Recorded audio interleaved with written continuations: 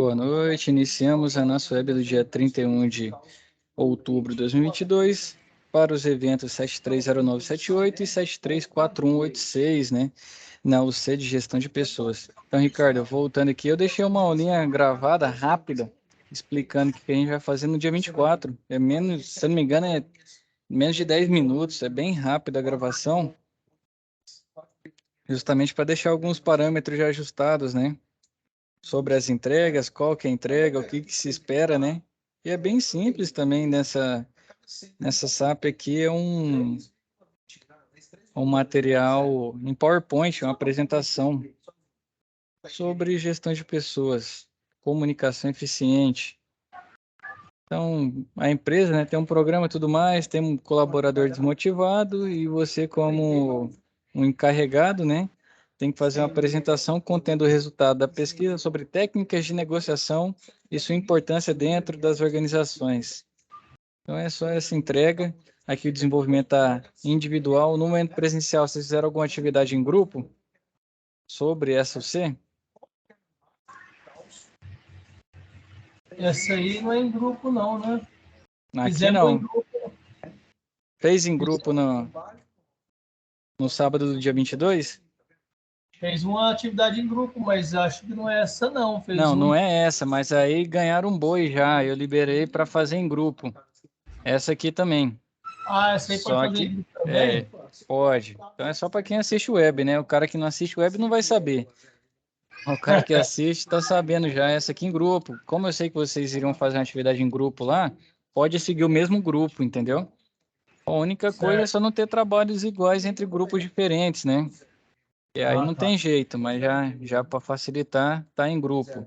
Então, eu acho que foram de 4 ou de 5 pessoas no sábado. Sim. Tem 5, uns de então, sim. Nossa, era assim. então tem trabalhos, o máximo de atividades iguais são em 5, né? 5 atividades. Então, se chegar a sexta, infelizmente eu vou ter que procurar quem enviou primeiro, ou se alguém do grupo colocar o nome de todo mundo, né? Facilita para identificar. E quem não tiver no grupo dos 5, ou o sexto elemento, Eu não sei se tem algum infelizmente, grupo de 6. Eu não posso te confirmar, mas é certeza que o meu era assim. se eu não me engano, era para ser 4 ou 5, né? Depende muito da Professor, questão do professor. Sim, Samuel. nesse caso, cada um envia ou só um do grupo envia com o nome dos outros participantes? Pode ser o mesmo arquivo, Samuel, só que todo mundo tem que enviar para eu poder Todo mundo avaliar, tem que entendeu? enviar, É, imaginei. Só é para para eu. esclarecer mesmo. Show de bola, boa pergunta. Então, todo mundo tem que enviar. Pode ser o mesmo grupo, o mesmo arquivo. Lembrando, grupos diferentes, arquivos diferentes, hein, pessoal? Não tem como ficar igual, né? Ainda mais um PowerPoint. Então, vamos voltar aqui. Boa noite, Cristiano. Tudo tranquilo, meu rei?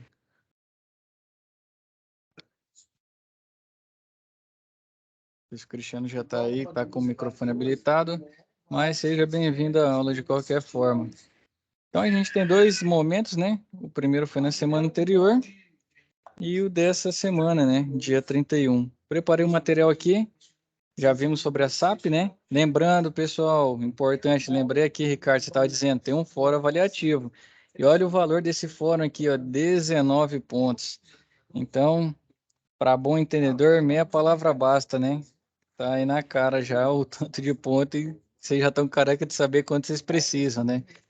Então, se apertar muito, faça o que tem que ser feito, né? Mas eu peço que desenvolvam, né, essa capacidade, essa competência que é a nossa SAP 1. O momento presencial foi só um. Se perder o momento presencial, já tem que entrar em contato com a Escola do Colorado para ver se remarca ou faz uma atividade. Preferência, façam isso o mais cedo possível, porque se esperar a virada de módulo, vocês estão no último, né? E aí, depois do último módulo, se ficar coisa pendente para reabrir, conseguir lançar coisa antiga é muito complicado. Então, peça aí que se atentem, né? Se perder momento presencial, já corram atrás o mais breve possível para não ficar nada pendente. Certo? Boa noite, Jefferson, bem-vindo. Eu vou abrir o material que eu estava projetando para vocês sobre gestão de pessoas, né? Assim como eu estava dizendo, Ricardo, acho que o Samuel pegou. Essa aqui é uma das soft skills, né? Que hoje no mercado diz que são hard skills, são as técnicas que a gente tem, né? Então, a técnica em climatização e refrigeração é uma hard skill, né? É uma habilidade que você tem de acordo com o desenvolvimento e estudo. E o soft skill é aquelas habilidades de caráter, pontualidade, assiduidade, aqui gestão de pessoas, então isso é chamado de soft skills. E aqui nós tivemos uma UC, né, basicamente para isso, justamente porque no mercado, né, muitos aí já são empreendedores e querendo ou não, se não são empreendedores ainda, conseguem posições de destaque dentro das empresas, né? Pelo menos lá onde eu trabalho, o pessoal que era técnico, né, sempre era encarregado, era sempre o cargo mais alto, né, dentro da área técnica da empresa. Então, gestão de pessoas vem muito a calhar com o que vocês futuramente vão fazer, né? Então, e ele traz alguns assuntos aqui, ó, cultura organizacional. Cultura, né, é um conjunto de elementos, artes, crenças, costumes, regras de uma comunidade. A cultura organizacional, por sua vez, é formada por esses mesmos elementos e é trazida para dentro da organização por seus trabalhadores, né? Então, é basicamente o seguinte, todos os valores, os costumes, que não chega a valores, mas os costumes, né, que as pessoas acreditam, tudo mais, isso também forma a cultura de uma organização. Quando nós temos organizações já bem enraizadas, né, fortes, provavelmente quando você adentra, né, geralmente nas multinacionais, a cultura organizacional já é formada, então você basicamente se molda, né, ao que aquela empresa já trabalha, como são as pessoas, como que é a rotina, o que que as pessoas conversam, então fica sempre pautado a isso. Agora, quando é uma empresa menor, por exemplo, onde eu trabalho hoje, então cada pessoa que entra agrega um pouco nessa cultura organizacional. Por quê? Porque são menos pessoas, né? É uma quantidade menor e a cultura, a nossa cultura é muito baseada num somatório de todo mundo que tem lá dentro. Então, o que que acontece? Se entra alguém que pensa muito diferente, né? Dificilmente consegue se adequar porque não tem uma cultura enraizada igual a multinacional. E aí você vai vendo aqueles conflitos, diferentes formas de pensar, diferentes formas de agir, e aí fica, né? Um, pode ser muitas vezes uma situação a ser tratada. Então, isso vai mudando, né? De acordo com o tamanho mais da empresa. Então, aqui, ó, a cultura organizacional é o conjunto de valores em vigor numa empresa, suas relações e sua hierarquia, definindo os padrões de comportamento e de atitudes que governam ações e decisões mais importantes. Então, se entra, por exemplo, muitas pessoas numa empresa menor com valores parecidos, né, primos, familiares, é comum que essa cultura, né, quando tem mais pessoas vivenciando as mesmas experiências, é que essa comece a sobressair, né? Então, por exemplo, quando alguém, que deve ter muita gente que já trabalhou em empresa familiar, então você fala, pô, não consigo, né? Não dá certo porque a esposa, o marido e tudo mais. Então, isso seria o nome, né? Para definir o que que acontece. Não sei se já aconteceu aí com vocês, já trabalham em empresa familiar ou são dono das empresas, né? É a cultura organizacional desse CNPJ. Aí, ó, até a tabela traz, né, que é a cultura, o tipo de cultura. Família, né, que é voltada ao poder, caráter pessoal com relações próximas, entretanto respeitando a hierarquia. Tem a cultura organizacional da Torre Eiffel, né, orientada à função, relações impessoais, hierarquia está voltada a cargo e não nas pessoas.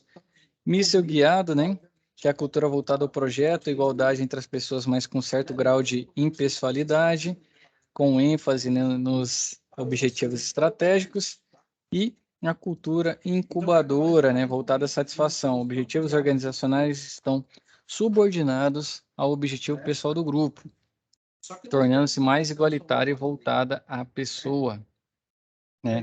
Outro ponto importante é sobre liderança, né? A habilidade cada vez mais requerida no meio empresarial. Independente do cargo exercido, as organizações precisam de profissionais com bom gerenciamento, seja de processos, equipes, materiais e de tempo. Ser líder está relacionado ao poder do indivíduo influenciar pessoas na direção de um objetivo. Então, o que seria a liderança, né? Basicamente, você guiar. Tem até uma brincadeira, né? Não sei se aí na vivência de vocês aí brinca, que existem pessoas que são chefes e pessoas que são líderes, né? Então, o chefe, geralmente, ele te dá uma ordem e você acata. Você não tem chance de discutir, você não tem chance de dar sua ideia, não. E muitas vezes também te dá uma ordem que nem ele sabe como deve ser feita, né? Então, esse é o chefe. Ele vai lá, te passa e ele te conduz de acordo com o poder que ele tem sobre você. Então, ele vai exercer, né, por poder. E tem o líder, né, que é aquele que já vai estar mais próximo, vai estar mais lateralizado. Você tem um respeito, continua tendo que acatar algumas posições que você não concorda, mas na maioria das vezes a pessoa te escuta, né, te pergunta muitas vezes qual a melhor forma de fazer, está do seu lado, né, procura sempre levar o time junto. Então, é basicamente essa a diferença, né? E liderar, a gente pode liderar muitas vezes pessoas, processos, a gente pode liderar outros assuntos, né? Então é comum num grupo de equipe, numa equipe, né? Ter pessoas que já exerçam a liderança por sentir isso dentro de si, né? É uma característica que pode ser treinada, assim como todas as outras, mas tem gente que tem um pouquinho a mais, né? Tem aquele já vem com esse instinto, né? Então, você pode treinar ser líder, mas tem gente que já nasce com as habilidades necessárias para ser líder no mercado de hoje em dia, né? Então, isso vai mudando de acordo com o pensamento e a cultura organizacional da empresa, né? O líder é uma pessoa que faz com que suas competências sejam diferenciadas de destaque no grupo. Característica: confiança em si, crença no que faz, visão clara de onde quer chegar, capacidade de comunicação, expectativas elevadas e reconhecimento do mérito, né? Então, aqui trazendo dois pontos aí sobre feedback também, ó. Feedback positivo é aquele que vem reforçar um comportamento e desempenho do colaborador. Por exemplo, né, um técnico em refrigeração que atendeu com excelência um cliente até mesmo teve uma ideia que diminuirá o tempo e os custos de um processo. E o feedback negativo, né, aquele que vem corrigir algum comportamento ou desempenho que não está dentro das expectativas da empresa. Exemplo, né, um técnico com problemas de relacionamento com os colegas de trabalho ou até praticando sua atividade de forma contrária às orientações da empresa. Então, basicamente, o que o pessoal diz, né?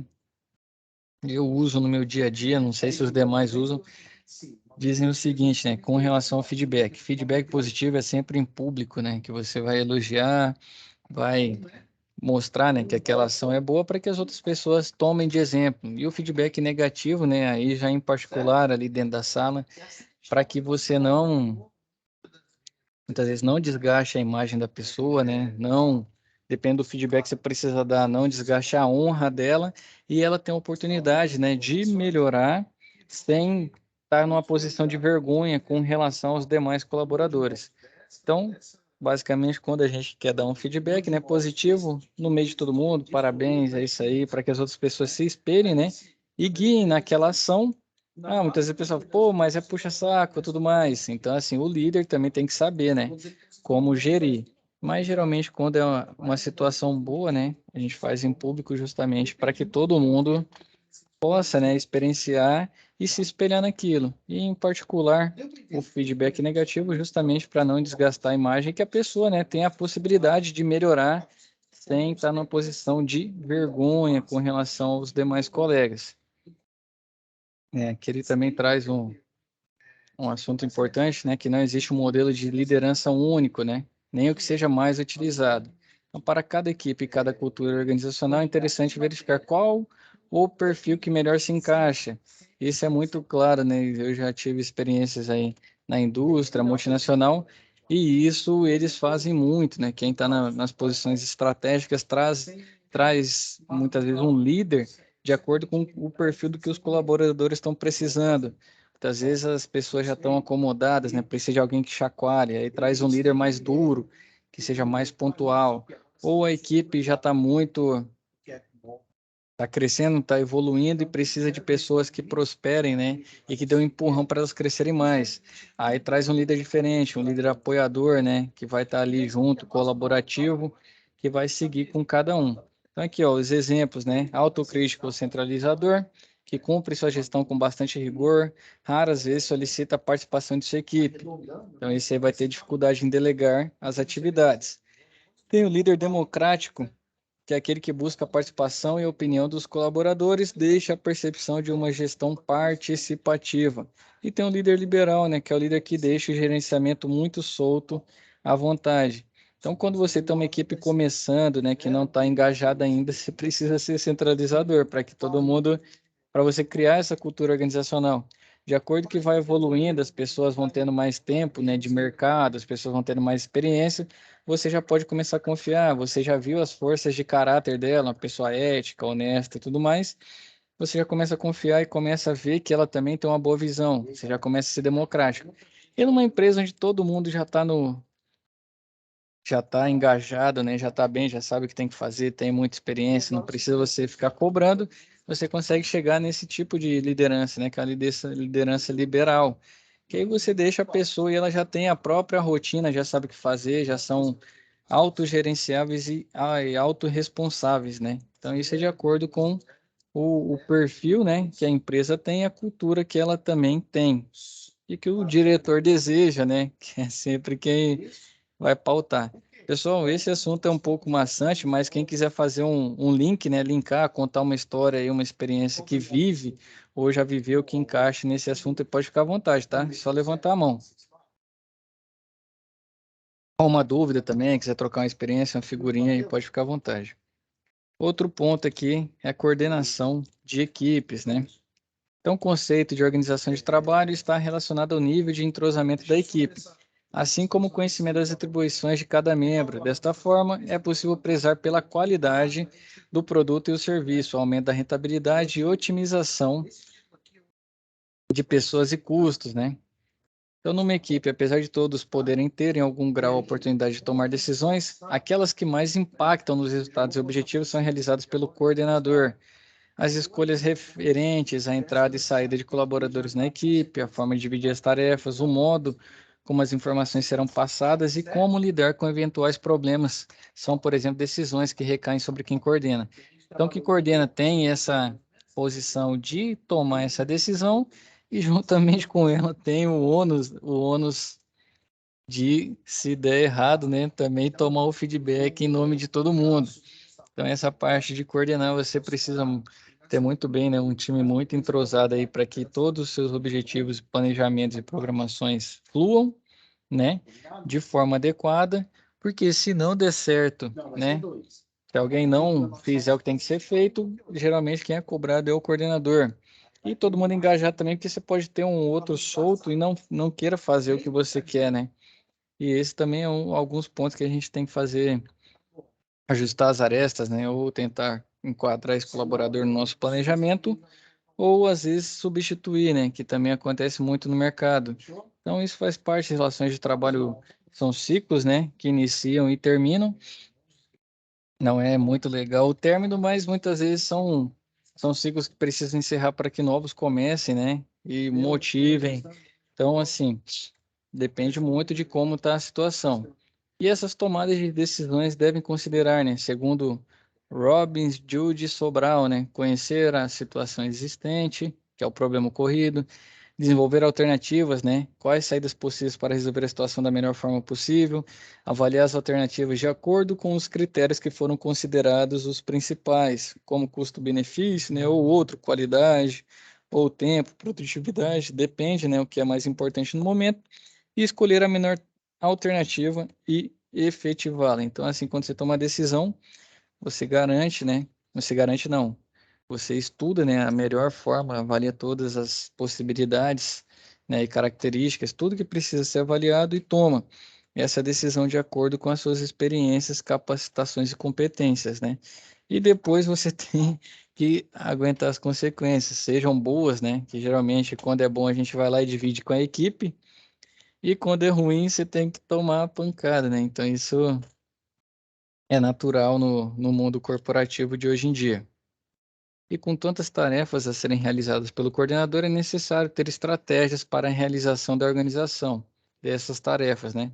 Então, aqui traz uma ferramenta de gestão de rotina aqui muito linkada à prioridade e gestão de tempo, né? Que é uma matriz que tem no campo aqui nas nossas linhas, né? Importante e não importante, e nas nossas colunas urgente e não urgente, né? Então, tarefa urgente e importante é o que você vai fazer primeiro, né? Se for urgente e não importante, né? São atividades que proporcionam distrações que devem ser realizadas, mas não com tanta rapidez. Então, você já deixa, né, para fazê-las nos intervalos. As importantes e não urgentes são relacionadas ao planejamento, estudo e preparação, é extremamente importante valorizá-las para evitar crises imprevistos, né? E por último, a não importante e não urgente é aquela tarefa que você passa para os outros fazer ou deixa para depois, né? Questão de desenvolvimento das equipes.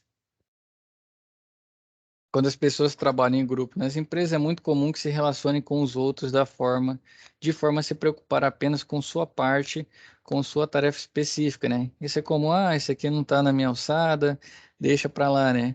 Então, dessa forma, os profissionais tendem a ter uma postura reativa, esperam ordem, instruções e regras a serem seguidas. Sendo assim, o trabalho passa a ser separado, fragmentado. Já o trabalho em equipe é diferente disso. A equipe é formada intencionalmente por pessoas que apresentam habilidades e experiências diferentes e complementares entre si. Cada um domina alguma competência específica e são escolhidos para ajudar umas às outras. Então é basicamente como um time de futebol, né? Pelo menos o exemplo que eu mais gosto de usar, porque está mais próximo ao meu dia a dia e consegue linkar. Quando você tem um time lá que o zagueiro quer ficar no ataque fazendo gol, é muito provável que você vá tomar muito gol, né? Então a pessoa centraliza, ela quer fazer muitas vezes a parte dela e a parte do outro, né? E não, ou quer fazer a parte do outro e não preocupa com a dela. Ou aquele time que geralmente o lateral é muito preguiçoso, né? Fica só tomando bola nas costas quando brinca. Então, assim, só faço a minha parte. Se o cara correr pro meio da área ali, eu não vou cobrir o espaço, né? Vou deixar fazer o gol. Culpa é do zagueiro. Então, esse tipo de time, geralmente, a gente vê que não ganha, né? Que não é campeão. A gente pode olhar aí, eu não quero puxar saco para nenhum time, não, nem é o que eu torço, mas se você olhar, né? Os times que vencem, geralmente, tem um cara que. Tem um cara não, tem 11 caras ali que vão fazer o dele bem feito e sempre que o próximo ajudar, ele se desdobra para fazer com que todos, né, guiem esse objetivo.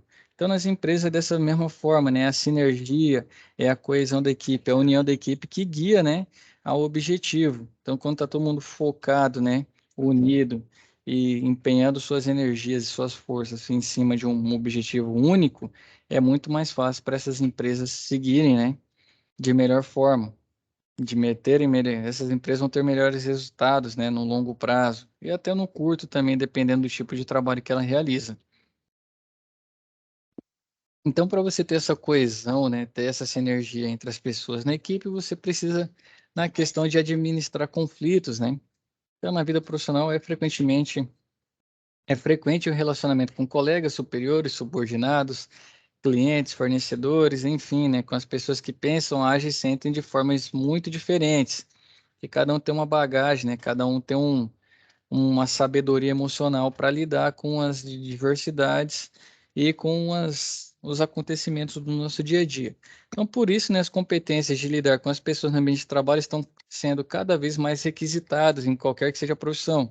Então, essas habilidades, né, de lidar com as pessoas é o que eu estava dizendo para vocês, são os soft skills, né?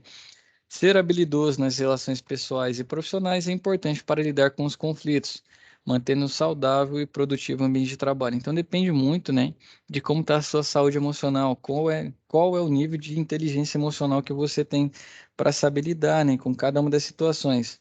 Porque ninguém é 100% bom, ninguém vai estar bom todo dia, né? Então vai ter dias que nós mesmos vamos estar maus, né? A gente tenta minimizar ao máximo esses dias durante o ano, mas a gente sabe o que acontece, né? Todo mundo é ser humano.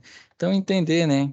Os dias ruins da gente, do nosso próximo, facilita a gente a ter menos conflitos e menos contendas aí no dia a dia. E querendo ou não, quando o conflito, né, toma proporção muito maior do que deveria tomar, isso afeta diretamente na produtividade do time. Então, quanto menos conflito, né, melhor é o dia a dia e o resultado. O conflito aqui é quando é desgaste, tá? Quando tem pessoas debatendo ideias, né, buscando melhor, a gente costuma chamar de brainstorm, né, na linguagem corporativa. Então, esse brainstorm que seria uma tempestade de ideias, né, tempestade de cérebros ali trazendo literalmente a tradução, é quando as pessoas já debatem coisas buscando um resultado que seja além, né, que seja um avanço. Então ali não seria um conflito, né, mais a gente chama de brainstorm, o conflito é quando já gera desgaste. Então, Questão de conflitos, né? Temos a incompatibilidade entre pessoas, e isso é comum, né? Tem gente que brinca assim, meu santo não bateu com tal pessoa. Então, isso, né? Vai ser por questões pessoais, problemas de comunicação, questão de estrutura, divisão de tarefa, divisão de responsabilidade.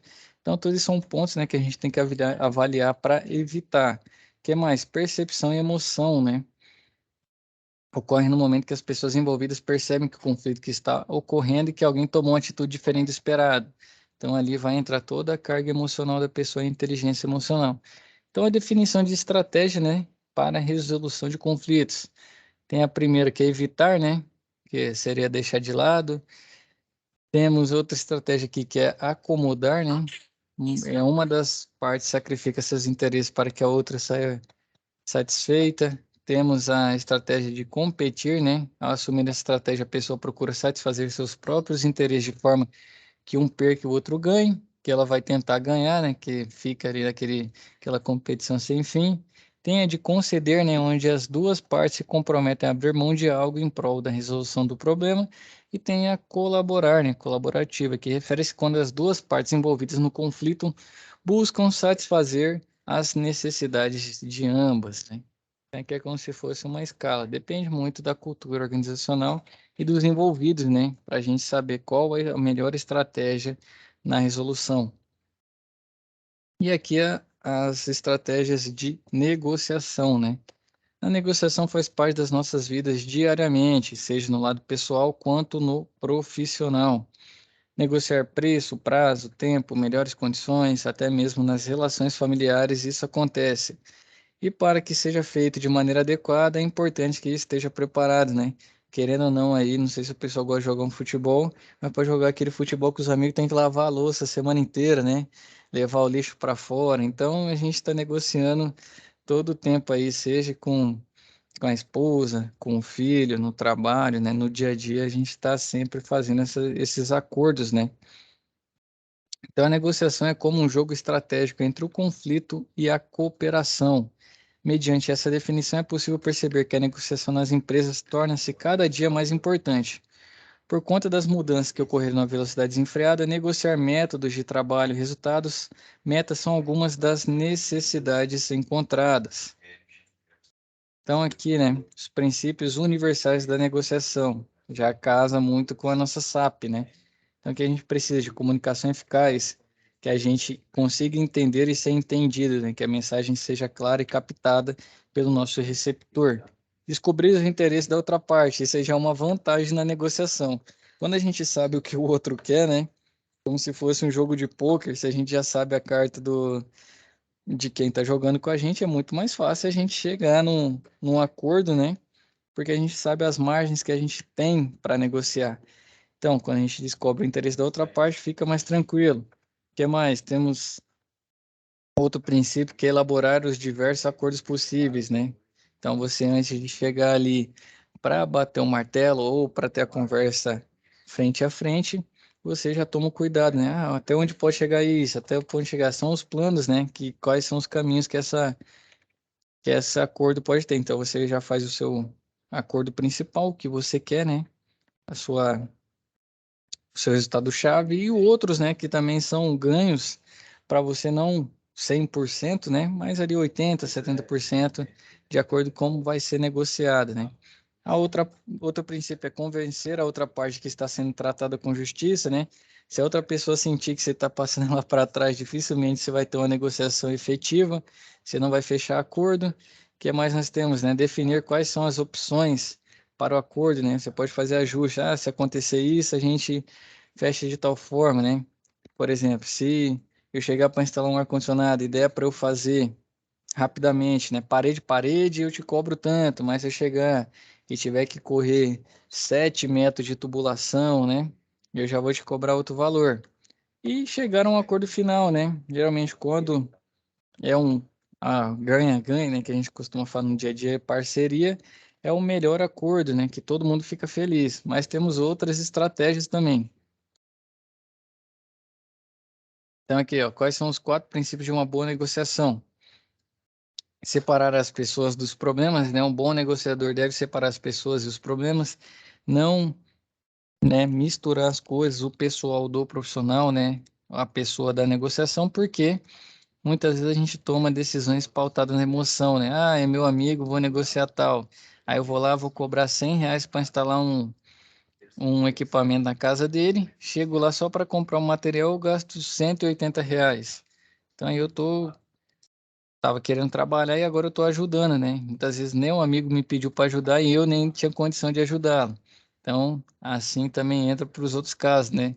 A gente já falei, a pessoa acha que tem muito, cobra um valor e às vezes perde uma oportunidade porque encontra outro que faz um valor melhor. Então tem que sempre ter, né, isso na cabeça, que as pessoas não são, né, os meios que a gente vai definir a nossa negociação, são os problemas para serem resolvidos. Concentrar-se nos interesses e não nas posições. Então, os interesses motivam as pessoas e as levam a adotar uma posição que nem sempre é a única possível. Então, você tem que concentrar no que você quer. Ah, se ficou parecendo que eu perdi na negociação, que eu fui fraco, mas se eu sair com um interesse, né, com o resultado de acordo com o meu interesse, então, independente do que ficou parecendo na posição de negociação, eu consegui o meu objetivo. Então, você tem que concentrar no que você quer, né? E não se vai parecer que você foi levado na conversa ou não. Se chegou no interesse que você queria, show de bola, excelente negociação. Desenvolver opções de ganhos mútuos, né? Então é o ganha-ganha. Negociação também exige criatividade. É preciso inventar soluções que satisfaçam as partes, é preciso gerar benefícios recíprocos. Só é possível a elaboração de opções após a identificação dos interesses. Então, quando você já sabe, né, assim como está usando o exemplo lá do poker, você já sabe que outras cartas que a pessoa vai jogar na negociação, você tem essa capacidade de desenvolver ganhos, né? Que fique bom para você e ganho para outra parte. E insistir em critérios objetivos, né? É mais fácil conduzir a negociação com critérios objetivos que com ameaças, né? As partes devem chegar a um acordo sensato quanto aos critérios a serem utilizados e esses devem ser justos, imparciais, legítimos e práticos. Que é basicamente o seguinte: o meu critério é fazer isso aqui, te entrego em tanto tempo. Ah, mas se eu te pagar o mais, aí você entende, fala, ó, realmente eu já fiz um estudo, né, e eu preciso de X tempo para te entregar com a qualidade que é necessária nesse tipo de serviço. Do que ficar, mas se eu for fazer mais rápido, pode ser que estrague, pode ser que, não sei. Então, quando você parte muito para ameaça, pro pode ser e tudo mais, dificilmente você chega num denominador comum e também você não passa confiança para o outro, né? Então, se você pauta, traz, já fiz um estudo, já elaborei isso, né? A experiência que eu tive, já fiz isso em outra oportunidade, dificilmente a pessoa vai te rechaçar se ela não tiver a mesma experiência. E aí você passa um ar de autoridade, né? No decorrer dessa negociação. Temos, né? Dois tipos de estratégias de negociação distributiva e integrativa. Distributiva é quando um cliente, né, gostaria de instalar vários climatizadores de ar em sua residência, possui boas indicações do seu trabalho, mas na hora de visualizar o orçamento, o cliente diz que não quer investir tanto assim. Se você diminuir o valor, o prejuízo é seu. Se manter, aumenta, ou se você manter, aumenta o valor, o prejuízo é do cliente. As duas partes sabem onde querem chegar, sabem até onde poderiam perder e neste meio, né, reside a margem de negociação. E tem a integrativa, né, que é o contrário do anterior, busca o envolvimento das partes envolvidas para proporcionar uma solução ganha-ganha. Então, nesse modelo, né, constrói relacionamentos mais duradouros, saindo desse processo com um sentimento de sucesso. Então, a diferença esportiva fica, eu te faço a instalação por 400. Ah, não, mas eu já achei por 300. Ah, posso te fazer por 380. Ah, não, vamos fechar em 320. Fica nessa. E a integrativa é o seguinte, amigão, você quer pagar 320? Eu te faço essas três, desde que você lá no seu outro negócio, na sua outra empresa, você faça mais 10 comigo. E aí você tem um volume maior, né? Com isso a margem é menor, mas o volume maior. E isso muitas vezes te leva ao custo-benefício que você quer. E aí já é uma negociação integrativa, onde todo mundo vai ganhar, né? Você pelo volume e ele pelo valor que ele queria pagar. Temos análise de problema e tomada de decisão, né? Para a tomada de qualquer decisão nas organizações, é necessário conhecer o cenário e fazer uma análise criteriosa dos problemas. O processo decisório pode ser simples ou complexo, dependendo do objetivo a ser alcançado e sua relação com esse cenário, ou seja, o levantamento dos problemas a serem resolvidos. Portanto, com base nos propósitos, as decisões são tomadas e as ações orientadas para determinado objetivo, sendo que seu alcance determina a eficiência do processo e tomada de decisão. Um exemplo, vou instalar um ar parede-parede. Vou colocar lá, se o fabricante quer 2,5 metros, né, mínimo, então vou colocar cobre ou alumínio. Decisão simples, né, cobre. Não trabalho com alumínio nesse momento, né? Ou pode ser outra, né? Pode ser um mais complexo, né? Uma troca de um compressor. Ah, eu tento, igual o pessoal faz com capacitor eletrolítico, né? Boto para rodar mais um tempo ali, né? Sei que ele já está no fim da vida útil dele, mas eu dou um choque, né? Com o capacitor eletrolítico lá e ele volta a rodar. Ah, realmente vai valer a pena fazer isso? Eu estou gastando tempo já com a minha equipe. Ah, mas não quero comprar outro compressor nesse momento, né? Quero levar ao máximo a vida útil desse. Então aí já entra uma decisão, né, mais complexa que você tem que levar vários pontos em consideração. Então, os 4 elementos, né, fundamentais nas tomadas de decisão. Os 4 elementos fundamentais, né, nas decisões. Tem o tomador de decisão, que é a pessoa, né, que vai fazer a seleção entre as várias opções, né, que ela tem, os objetivos, que é o propósito ou a finalidade, né, que a organização ou tomador de decisão deseja alcançar, as preferências, né, os critérios com juízo de valor do tomador de decisão que vai distinguir a escolha, e a estratégia, que é o caminho, né, que o tomador de decisão sugere para melhor atingir os objetivos e que depende dos recursos que ele possui. Outro ponto são os treinamentos, né? Hoje em dia, capacitar as equipes, né, aumenta tanto o seu recurso, né, dentro da empresa, que é o recurso humano, quanto aumenta para o colaborador o valor de mercado dele, né? Tem empresa que, por exemplo, pensa assim, pô, mas se eu treinar muito, esse cara vai sair daqui e vai entrar na outra, né? Porque ele vai conseguir pleitear cargos maiores. Mas se você não treina a sua equipe, infelizmente você vai ter sempre uma equipe deficiente. Então, se infelizmente você não conseguir ficar com o colaborador, faz parte do mercado, faz parte do game, né? Mas o tempo que ele estiver com você, ele vai estar mais capacitado, ele vai conseguir atender mais e mais problemas, né?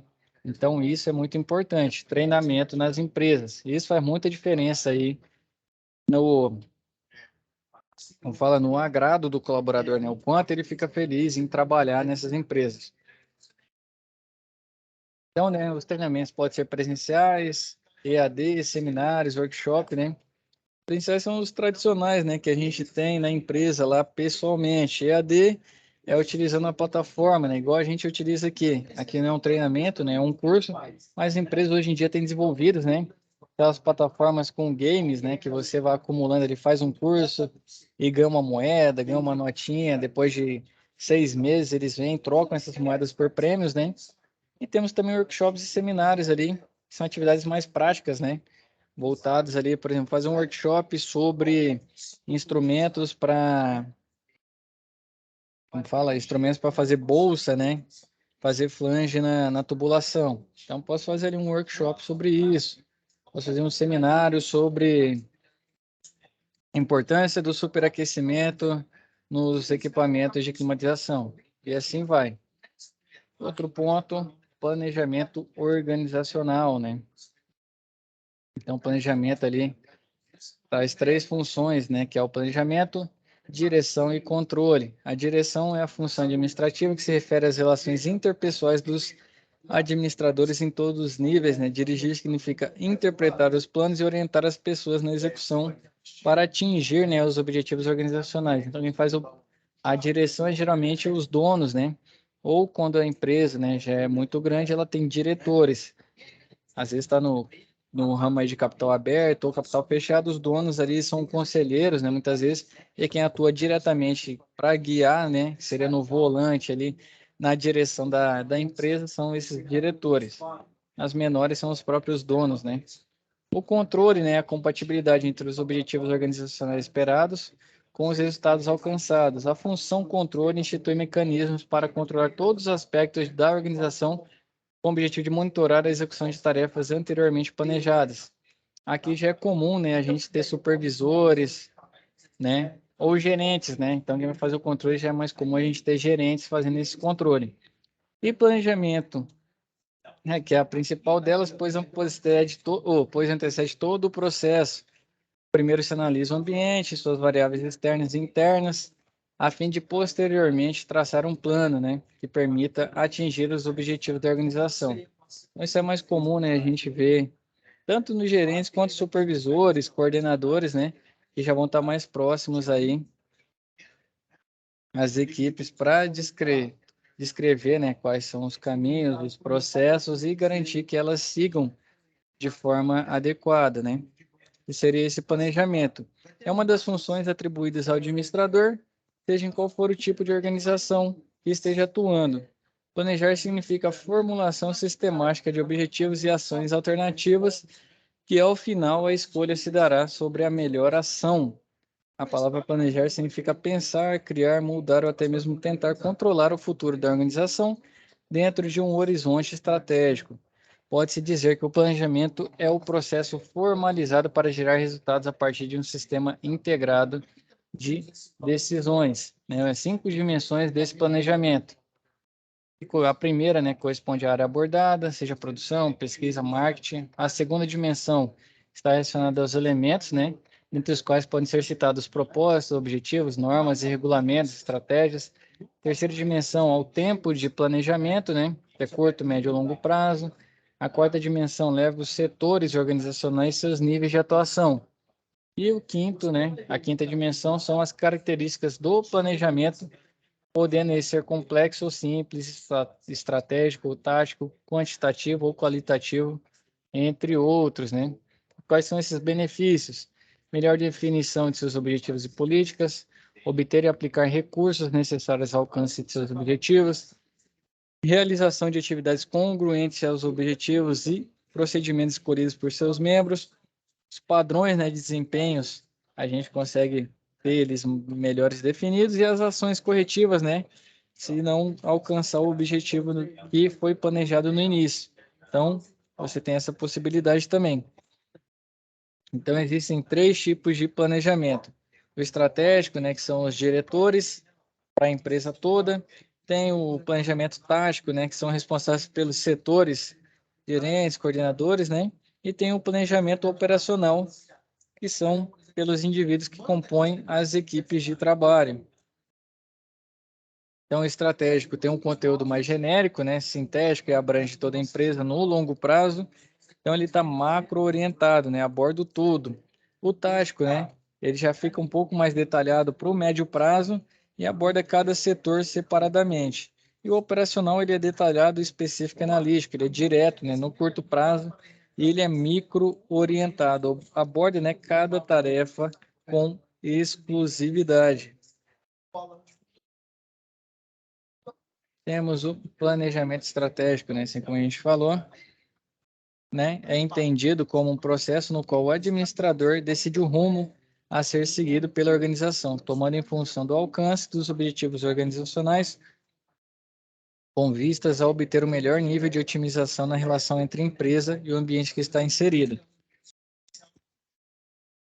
Então, né, na elaboração do planejamento estratégico, a organização resgata inúmeras características determinantes para seu desempenho. Então, ele vai ter as principais tarefas, né, basicamente para que todo mundo vá atrás desse objetivo, né, e dos diferentes setores, né, todo mundo trabalhe unido, né, com proatividade, todo mundo buscando resolver o que está dentro do seu alcance, o que está dentro da sua especificidade e, se necessário, né, sempre que possível, buscar contribuir para os demais setores evoluírem e crescerem. Então, uma ferramenta, né, um modelo aqui é a matriz SWOT, né, ou em português a matriz FOFA, né, FOFA não é muito legal não, SWOT fica mais legal. Então, primeiro é o S, né, de Strength, que são as forças que a empresa tem, e do lado, no W, é o Weakness, né, são as fraquezas que ela tem. O O são as oportunidades, né? Quais são, o que está surgindo aí, qual o mercado que ela pode alcançar, né? Ah, posso entrar no mercado de clientes públicos, clientes particulares, entrar no mercado industrial focado a frigoríficos, né? Empresas de bebidas, laticínios. E as ameaças, né? O que que acontece? Ah, eu tenho um concorrente que está indo muito bem, tá difícil encontrar colaborador no mercado, né? E assim vai, que é o threat, né? São as ameaças, e o opportunity, né? Que são as oportunidades. Então aqui tem, né, a definição do planejamento estratégico, o negócio, né? A missão da empresa, os princípios, o ambiente, a visão, os objetivos, a estratégia competitiva e o plano de ação para atingir todos esses pontos. E por último, né, no nosso material, a relação com o mercado, né? Nós sabemos que o mercado está cada vez mais competitivo e qualquer organização que deseje se manter competitiva deve ter como foco a sua relação com o stakeholder, né? Stakeholders são os clientes, né? Isso aí vem muito do Scrum, metodologia de trabalho aí que o pessoal desenvolveu, que tem se difundido, que são para quem a gente faz as entregas, né? Os stakeholders. Então, eles vão ditar como a gente vai seguir com o nosso trabalho. Ah, quero começar a instalar climatizador com todos com no mínimo 5 metros de tubulação. O mercado vai te pagar por isso? Não vai, eles querem pagar o menor valor. E não é por isso também que eu vou instalar com 30 centímetros de tubulação, né? Mas eu vou seguir pelo menos o fabricante ali o mínimo possível. Então, o meu cliente quer um serviço mais rápido.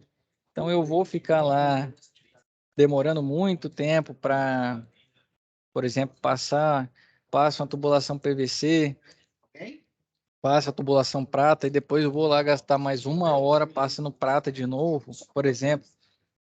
Então, o cliente que vai ditar, né, as nossas entregas. Então, essa é a relação de mercado. E o mercado vai sempre mudando, né, ainda mais nessa nossa área.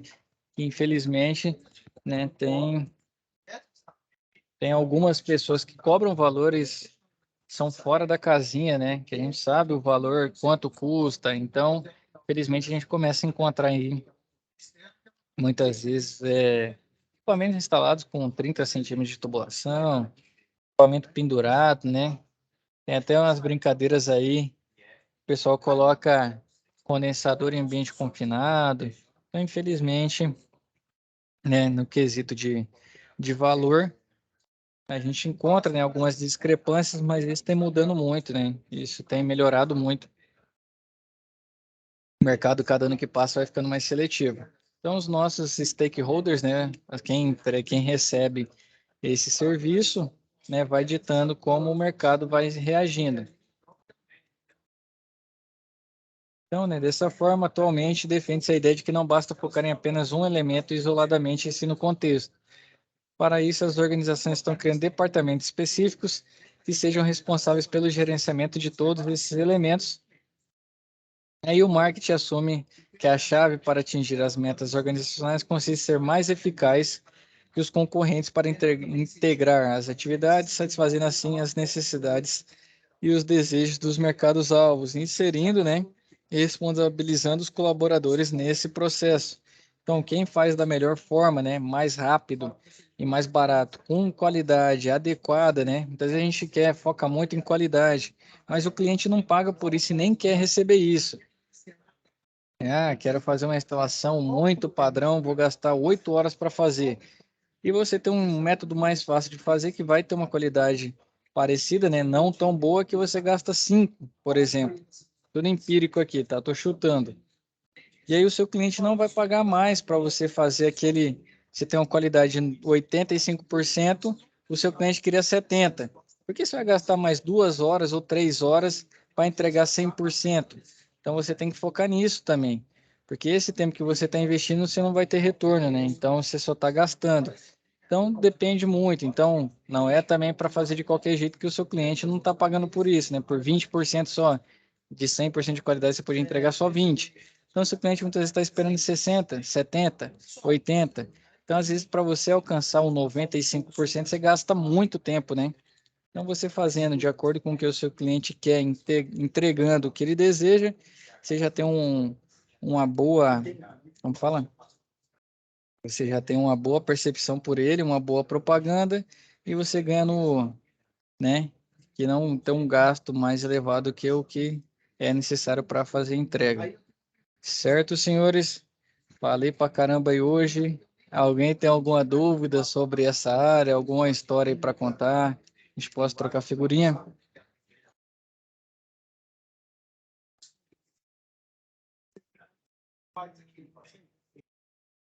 Todo mundo ficou em silêncio aí. Perguntar aí pro Samuel. Eu só não tenho nenhuma experiência com relação a isso, não. Com relação à gestão, você é Assim, empreendedor? Você trabalha em equipe, Samuel, hoje? calma aí. Hã? Você é empreendedor? Você tem sua própria empresa? Trabalha em equipe? Então, eu tô com a sociedade aí com um cara aí e sou CLT também. CLT Só também, que, né? assim, é isso. Só que aqui, no caso, a empresa que eu trabalho é de São Paulo. Então, aqui em Brasília só eu e mais um. A gente não tem gerente, não Não tem tem contato contato, muito com o né? gerente. Isso é muito por telefone. E isso quando dá muito problema. Então, não seria aquela gestão que, igual o senhor falou, a gestão liberal, né? A Sim, gente exatamente. se auto Gerencia. gerencia, justamente isso.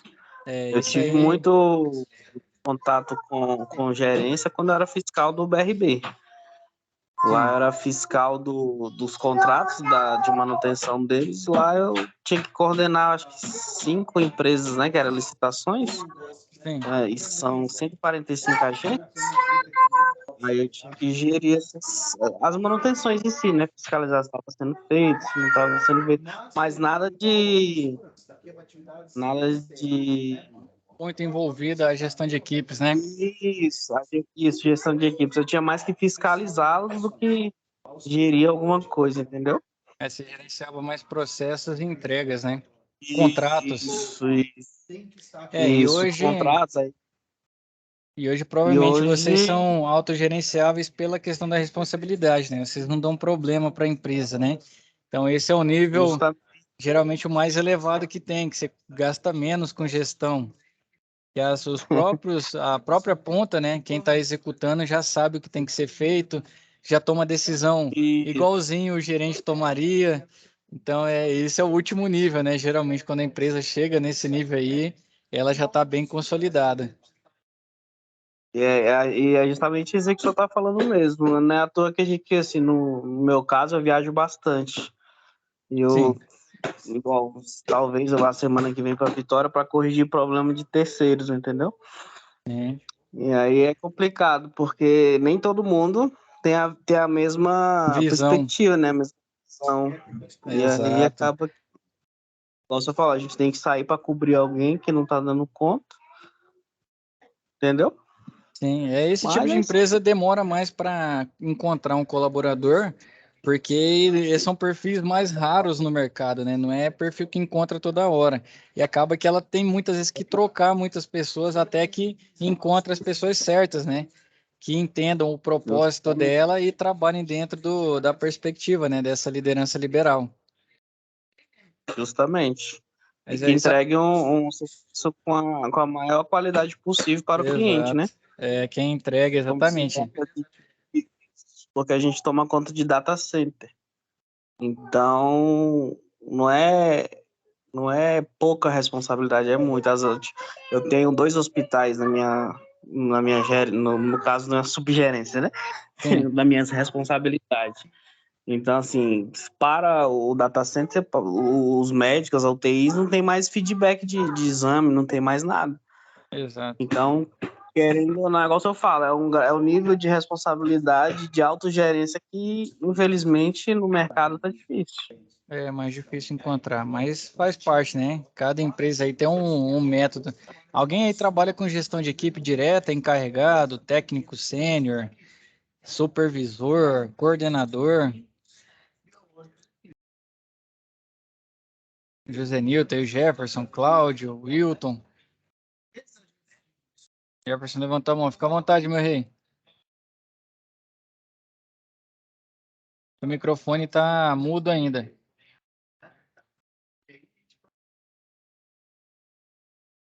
Jefferson, você tá com a mão Agora eu levantada aí. consegui. Agora sim, meu rei. Aí. Eu coordeno o Samuel quando a gente trabalha junto. Ah, é? É, Você tá falando sério ou tá brincando? é sério, é sério. Tá falando sério, professor. Ah, ele falou no tom de brincadeira. Eu achei que ele tava brincando. E aí, como Eu que é coordeno, lá, eu coordeno Jefferson? ele me coordena. Ah, a sociedade é vocês dois? É. Ah, isso é bom, né? Então, assim, então provavelmente prospectando aí crescimento para vocês, daqui um dia vocês vão ter mais colaboradores, né? Para estar somando aí. Então, essa você, né? É importante, assim, a gente ver no dia a dia, falar, pô, mas eu queria aprender a fazer um superaquecimento, porque é uma gestão de pessoas, né?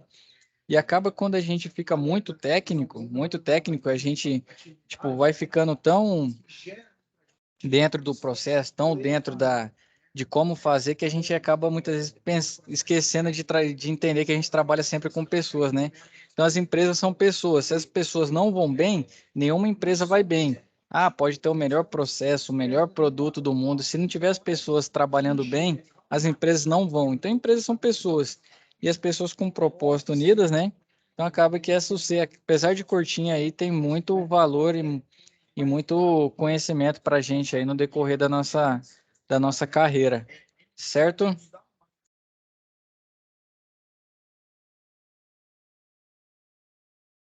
Então, senhores, alguém ficou com alguma dúvida em relação a esse material? Tudo certo?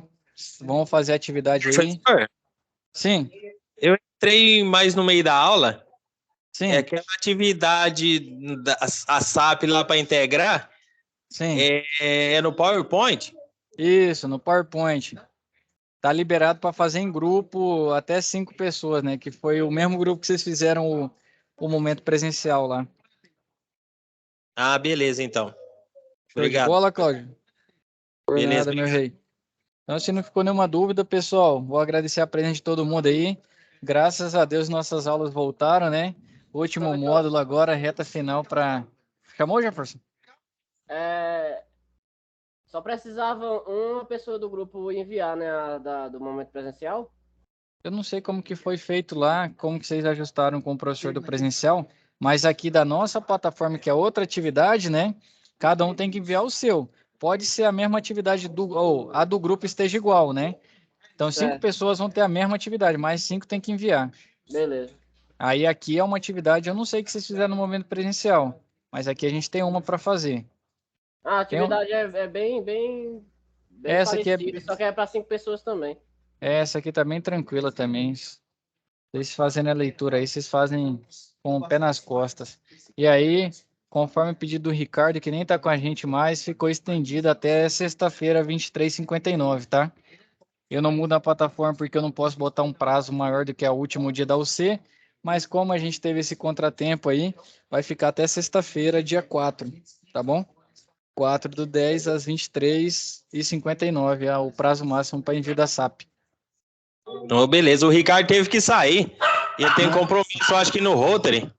Tranquilo, sem problema. Mas é isso, pessoal. Agradecer a presença de vocês, né? Bons estudos aí. Se possível, já engatem na SAP, entregue ela logo para evitar, né, perder a data. Bons estudos, até a nossa próxima web. Fiquem com Deus. Falou, professor, boa noite. Boa noite.